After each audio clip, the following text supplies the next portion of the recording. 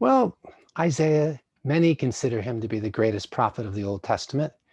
His book is long and there's lots in it. And it's a book that is filled with lots of different important messages.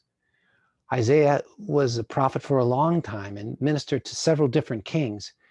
Maybe Isaiah actually died under the son of Hezekiah, Manasseh. Manasseh was the worst of Israel's kings, and Manasseh was so bad that God decided that he was going to judge the nation of Judah and send them into exile because of Manasseh. It didn't happen for a couple of decades after Manasseh died, but still it did happen. Even though Manasseh repented, it didn't make any difference. Manasseh was so bad that God had to judge him, had to judge the nation. So Isaiah probably died under Manasseh's reign. The tradition is that he was hiding in an oak tree or some kind of tree, and they found him and cut the tree in half with him in it and cut him in half at the bargain. So I don't know if that's true or not. Nobody knows, but it is a tradition. It's a pretty old tradition, kind of maybe referred to in the book of Hebrews, chapter 11.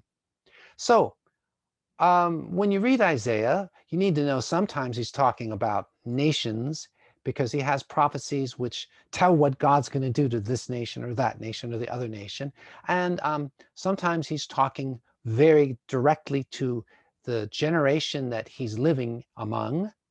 And so you'll see these wonderful prophecies that expose people's sin, that urge them to trust in God.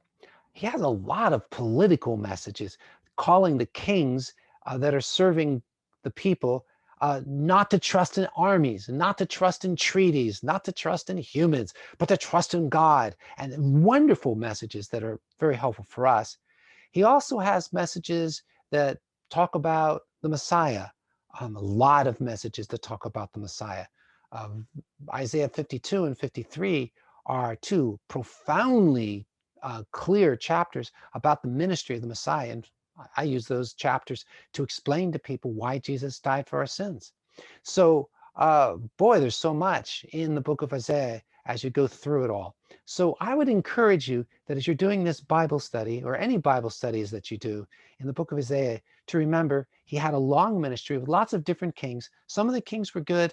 One at the very probably end of his life was a very bad king. He prophesied to the people that were living at that time, even to other nations, but he also prophesied about the future.